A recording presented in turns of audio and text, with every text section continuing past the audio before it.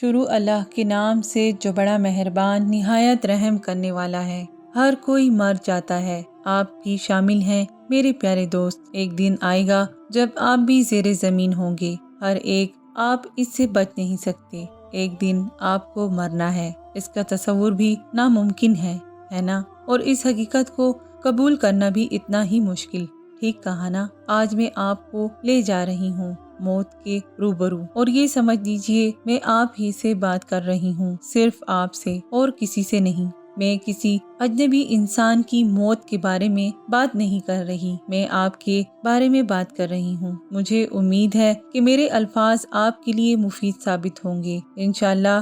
تو آئیے چلیے چلتے ہیں۔ تصور کریں کہ آج جمعے کا دن ہے اور آپ اس کمرے میں بیٹھے ہیں، ایک اسلامی لیکچر سن رہے ہیں۔ ماحول خوشگوار ہے، ہر شخص دوستانہ ہے اور پرلطف وقت گزر رہا ہے۔ یہاں پینے کے لیے چائے بھی دستیاب ہے۔ آپ کے لیے یہ بالکل ایک عام دن کی طرح ہے، جس میں کوئی غیر معمولی بات نہیں۔ لیکچر ختم ہوتا ہے اور آپ اٹھ کر چلے جاتے ہیں۔ یہ روحانی ماحول آپ کو کچھ سوچنے پر مجبور کر دیتا ہے۔ آپ کو اپنے تمام گناہ اور خطائیں یاد آتی ہیں جو آپ نے اپنی زندگی میں کی ہوتی ہیں، اور آپ کو محسوس ہوتا ہے آپ نے تو اللہ سے معافی مانگنے کی زحمت تک گوارا نہیں کی۔ آپ اپنے گناہوں پر حقیقی شرمندہ نہیں تھے، یہی وجہ ہے کہ آپ توبہ بھی نہ کر سکے۔ آپ ان خیالات کو ذہن سے جھٹک دیتے ہیں اور عمارت سے باہر نکل جاتے ہیں۔ آپ سڑک کی دوسری جانب کھڑی اپنی کار کی جانب بڑھتے ہیں۔ آپ گاڑی چلا کر جانے والے ہیں، لیکن اچانک سب کچھ بدل گیا۔ آپ کو ایک تیز آواز سنائی دیتی ہے،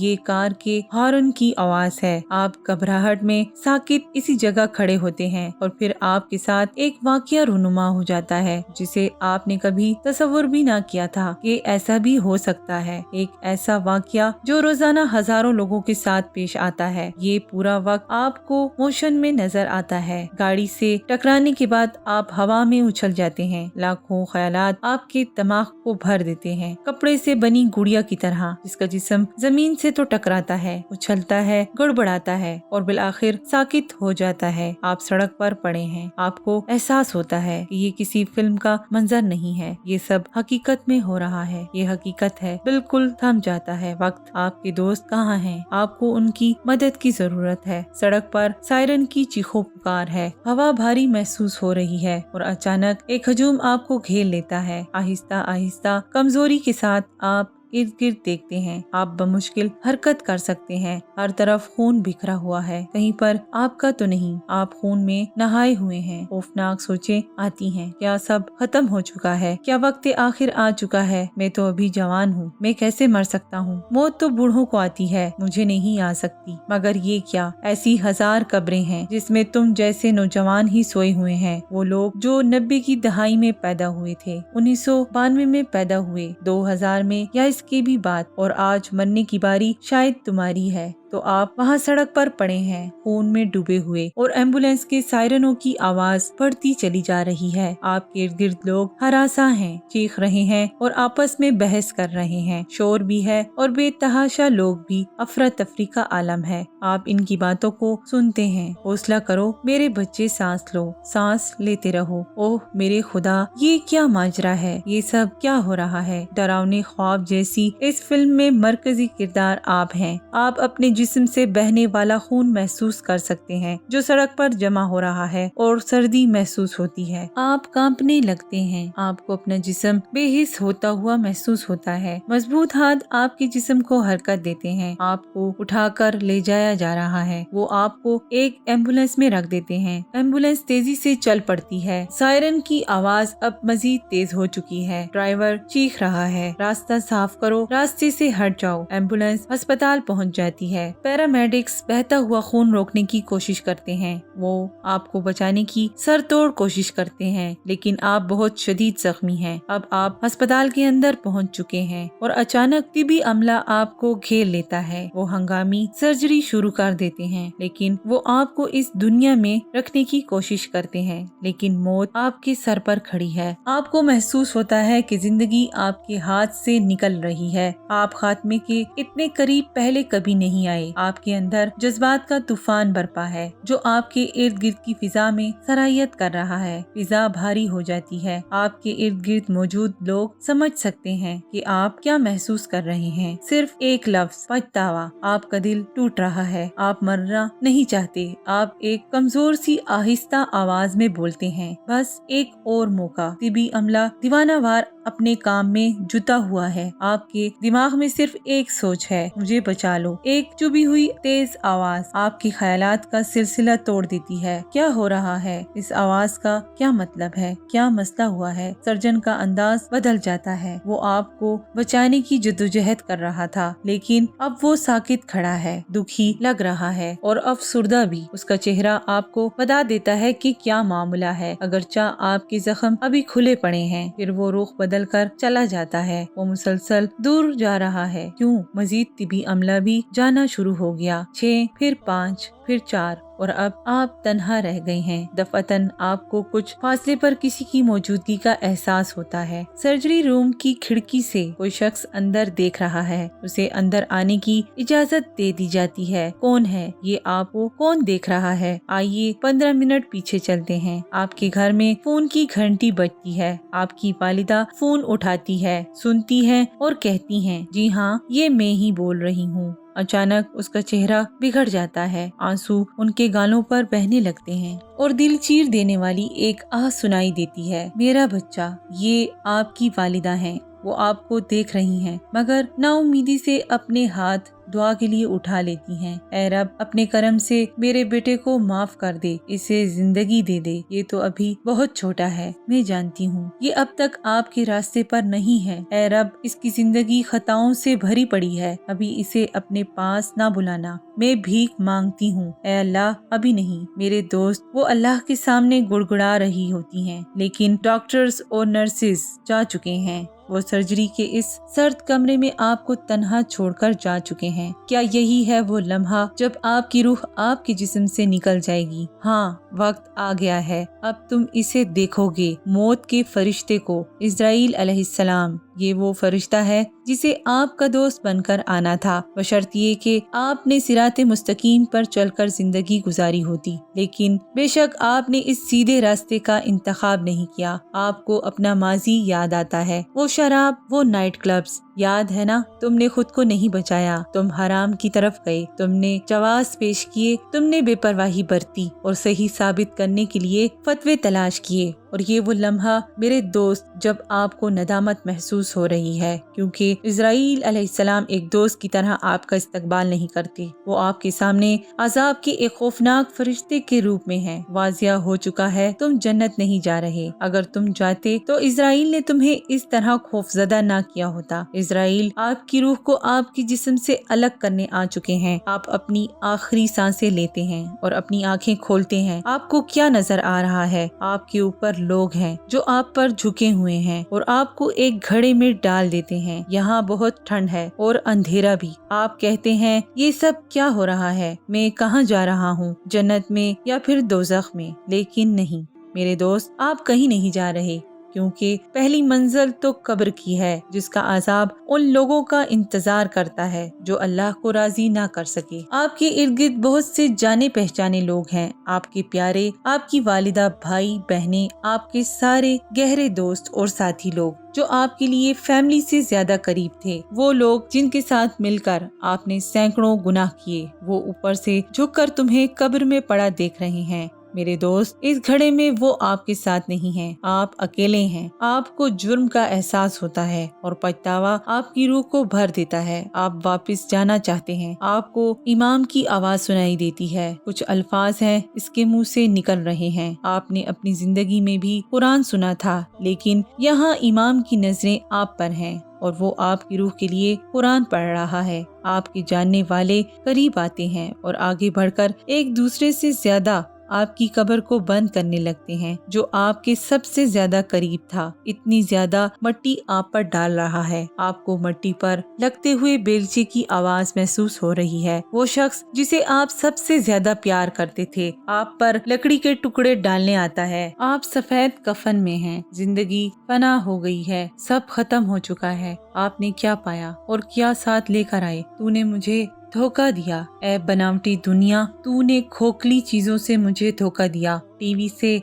फिल्मों से तूने हराम की लज्जत चखाकर मेरी जिंदगी बर्बाद कर दी और आज तूने मुझे कुछ भी नहीं छोड़ा। खाली हाथ कहाँ गई? आज वो तुम्हारी जायदाद कहाँ है? तुम्हारा सामान जिंदगी क्या हुआ? तुम्हें खुद पर बहुत गरूर था। अब पड़े रहो इस घड़े के अंदर, इस सर जमीन की आहोश का मजा चखो। यहाँ कोई रोशनी नहीं है, वो तुम पर मट्टी फेंक रहे हैं। दुनिया रंगों से भरी थी मगर यहाँ सिर्फ अंधेरा है। सुई के नाके बराबर तक रोशनी नहीं, ना ही कोई रंग। ये तुम्हारा नया घर है। अपनी कब्र में खुश आमदीद। अब तुम यहाँ रहोगे। जिस नदामत का एहसास तुम्हें अब हो रहा है, काश कि तुम अपनी जिंदगी में उसे महसूस कर लेते। तुम अपने हाथों को खोलकर दुआएं मांगना चाहते हो, लेकिन अब बहुत देर हो चुकी है, क्योंकि जमीन तुम्हें सख्ती से जकड़ चुकी है। तुम अपने दांत पीसने के सिवा कुछ नहीं कर सकते। तुम बेबस हो और अब जबकि बहुत देर हो चुकी है, तुम्हें अफसोस हो रहा है। वो जात जिसने पैदाइश से लेकर मौत तक जिंदगी की नेमतें और रिस्क दिया तुम्हें, माँ दी जिसने सारी जिंदगी तुम्हें अपनी मोहब्बत के सहारे रखा, जिस जात के तुम नाशुक्रे थे। तुम नदामत और पछतावे से लबरीज हो। तुम सोचते हो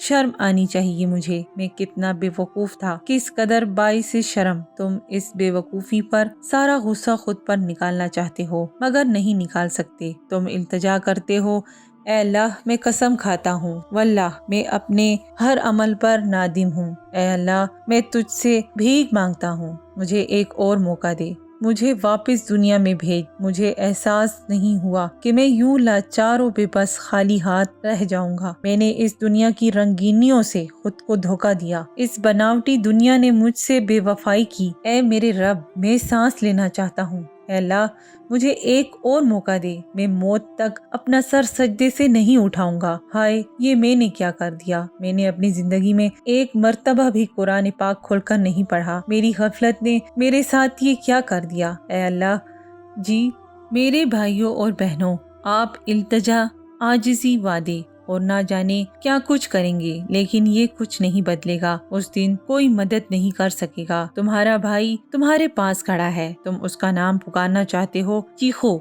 जितना चाहो चीखो। आज तुम्हारी आवाज कोई नहीं सुनेगा। मेरे प्यारे भाई मेरी मदद कर। तू मुझे इस घड़े में छोड़कर कहाँ जा रहा है? मेरा हाथ पकड़। क्या कोई नहीं जो मेरी मदद कर सके? मेरी प्यारी माँ, अगर मुझे कुछ होता तो आपकी नींदें उड़ जाती थीं। हाल में माँ मैं अजियत में हूँ। क्या आपको एहसास नहीं हो रहा? क्या आपको दिखाई नहीं दे रहा? क्या आपको मेरी आवाज सुनाई नहीं दे रही? आपने मेरी पिटाई क्यों ना की जब मैं ये सारे गुनाह कर रहा था, जब मैं इतनी नमाजें छोड़ रहा था? अब्बू, भाई, मेरे साथियों, मेरे गहरे दोस्तों, मैं समझता था कि हम हमेशा साथ रहेंगे, कभी बेवफाई नहीं करेंगे। प्लीज तुम में से कोई एक अपना हाथ दो, मुझे बाहर निकालो। मेरे दोस्त, तुम जितनी ताकत से पुकार सकते हो पुकार लो। सब बेकार है, कोई फायदा नहीं। यहाँ एक ही है जो तुम्हारी आवाज सुन सकता है, अल्लाह। सिर्फ अल्लाह तुम्हारी आवाज सुन सकता है। क्या तुम अब ला इलाहा इल्लल्लाह का मतलब समझते हो? कहाँ गए वो लोग जिन्हें तुमने अल्लाह से बढ़कर रुतबा दिया?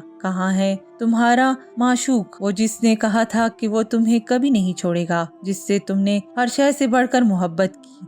आज कहाँ है तुम्हारी मोहब्बत? वो दौलत कहाँ गई जिसे तुम खुदा समझकर पूजते थे? तुमने इसके अपना दीन बेच दिया था, याद है ना? तुमने नमाजें नहीं पढ़ी क्योंकि तुम्हारा बॉस काम के दौरान इजाजत नहीं देता था। तुमने एक चेक के लिए अपना दीन बेच दिया और दुनियावी इनामात का इंतखाब किया। जरा मुझे दिखाओ कि आज तुम्हारा बॉस कहाँ है, तुम्हारा सारा पैसा कहाँ है? सिर्फ अल्लाह तुम्हें सुन सकता है, अल्लाह के सिवा कोई माबूद नहीं। लेकिन तुम्हारा रिश्ता अच्छा नहीं है अल्लाह के साथ। तुमने गलत किया, तुमने कभी दुआ के लिए हाथ तक ना उठाए। मेरे दोस्त, तुम इतना दूर रहे, तुम इतना रो रहे हो कि तुम्हारी आसपास की जमीन भीग रही है। यही तुम्हारा नया घर है और यहाँ तुम्हें आजाब दिया जाता रहेगा क़यामत के दिन तक। हर सुबह और हर रात तुम्हें जहन्नुम दिखाई देगा। जहन्नुम तुम्हारा अगला घर होगा हमेशा के लिए। तुम अल्लाह से ये दरख्वास्त भी नहीं कर सकते कि वो कब्र का अजाब हटाए और अब्दी जिंदगी की तरफ तुम्हें ले जाए, क्योंकि आगे जहन्नुम तुम्हारा इंतजार कर रही है और जहन्नुम का अजाब कब्र से ज्यादा सख्त है। तुम ये दरख्वास्त नहीं कर सकती कि रुको, तुम्हें अजाब दिया जाता रहेगा। क्या यही सब कुछ आप भी चाहते हैं? क्या आपको इसकी जरूरत है? आइए मैं आपको जहन्नुम के बारे में बताती हूँ। जहन्नुम हर चीज से बरतर है। मैं आपको पहले भी बता चुकी हूँ मेरे दोस्तों। मैं आपसे पूछती हूँ कि अपनी जिंदगी को इन बेमानी चीजों में जाया कर दिया जाए? क्या जरूरी है कि हमेशा की जिंदगी को बर्बाद कर दिया जाए आखिरत के बदले महज इन चंद दुनियावी फायदों के लिए, इस फानी दुनिया के लिए? इस प्रेजेंटेशन को देखने वाले ऐसे बहुत से लोग होंगे मुसलमान जो 5 वक्त की नमाज अदा नहीं करते या जो बिल्कुल ही नमाज नहीं पढ़ते। क्या हुआ, हमारे पास हमेशा कोई बहाना होता? क्या ऐसा नहीं है मैं इस वजह से नमाज नहीं पढ़ता, मैं उस वजह से नमाज नहीं पढ़ता? ये बहाने काम नहीं आएंगे। जब आप ज़ेरे जमीन होंगे कोई ये नहीं कहेगा ठीक है इसे जाने दो, ये अच्छा इंसान था। होश में आओ, आप ये कह सकते हैं कि ये शख्स खुद को समझता क्या है जो मुझ पर गरज रहा है। मैं बस आपकी मदद करना चाहती हूँ। मैं आपके नफ्स के खिलाफ हूँ। आपकी मदद करके मुझे कुछ नहीं मिल रहा, मुझे कोई पैसा नहीं मिलता। मैं इसलिए करती हूँ क्योंकि मैं आपकी मदद करना चाहती हूँ। मेरे भाइयों और बहनों, आपकी आखिरत को बचाने के लिए आपका रब आपको माफ करना चाहता है। एक हदीस कुदसी में अल्लाह ताला इरशाद करते हैं, मेरी रहमत मेरे गज़ब पर गालिब है। एक और हदीस कुदसी में अल्लाह ताला फरमाते हैं कि अगर मेरा बंदा मेरी जानिब एक कदम बढ़ाता है तो मैं उसकी जानिब 10 कदम बढ़ाता हूँ। अगर मेरा बंदा मेरी जानिब चल कर आता है तो मैं उसकी जानिब दौड़ कर जाता हूँ। देखा, अल्लाह तो आपको माफ करना चाहता है, तो बस एक कदम उठाएं, सिर्फ एक कदम। आज ही अपनी जाय नमाज बिछाएं और कहें बिस्मिल्लाह अल्लाहु अकबर। ऐ मेरे रब, मैं दिन में 5 मरतबा आपके सामने हाजिर हूँगा। आज से अपने करम से मुझे कबूल फरमा। तेरे दर के सिवा और कोई दर नहीं। और मेरी बात सुनने के बाद अगर अब भी आप बहाने तलाश कर रहे हैं तो जान लीजिए ये बहाने इब्लीस यानी शैतान की तरफ से हैं। एक अहमक की तरह आपने उसे अपनी जिंदगी के 15 से 20 साल दे दिए। आज आपके होश में आए और इस्लाम की दावत को मजबूती से थाम लेने का वक्त है। हमारे नबी सल्लल्लाहु अलैहि वसल्लम का इरशाद पाक है, कब्र जहन्नुम के घड़ों में से एक घड़ा है, यह जन्नत के बागों में से एक बाग है। अल्लाह हम सबको ये बागात अता करे इंशाअल्लाह। आइए हम उन लोगों में से नहीं जो ये कहते हैं ऐ मौत आ जा और मुझे ले चल, मैं अपने रब से मुलाकात के लिए तैयार हूँ। आइए ये कहें कि ऐ इज़राइल खुश आमदीद, उन्हें एक दोस्त के रूप में आने दें। आइए इस अजीम फरिश्ते को गले लगा लें और कहें मुझे ले जा हमारे प्यारे नबी के पास, मैं इन्हें याद कर रहा हूँ, मुझे मेरे रब के पास ले चलिए, मुझे मिलने दूर उस जात से कि जिसने मुझे जरूरत की हर शय दी। हमें देखने दें कि हमारा इतना ख्याल रखने वाला रब कैसा है। हमें हमारे पैदा करने वाले के पास ले चलिए। आइए हम अपनी कब्रों को जन्नत का एक बाग बनाएं, वहाँ भी हम एक दूसरे को देख सकें और फिर जन्नत में हमारा दाखिला हो जाए हमेशा हमेशा के लिए। आमीन। इसकी कतन कतन कोई जरूरत नहीं है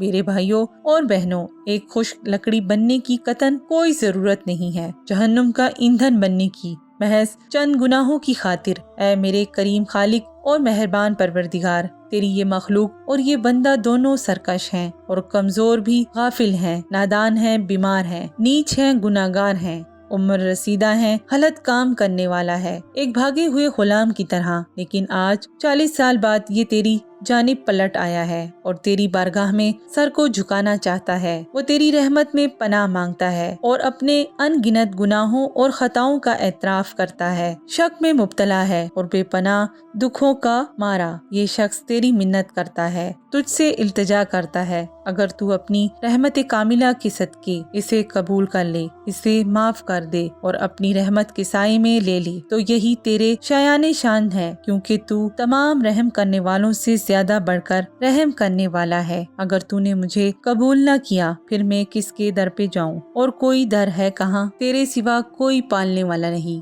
जिसकी अदालत से रजू किया जा सकता है। इबादत की कोई हकीकी चीज नहीं है जिसकी मैं पनाह चाह सकता हूँ।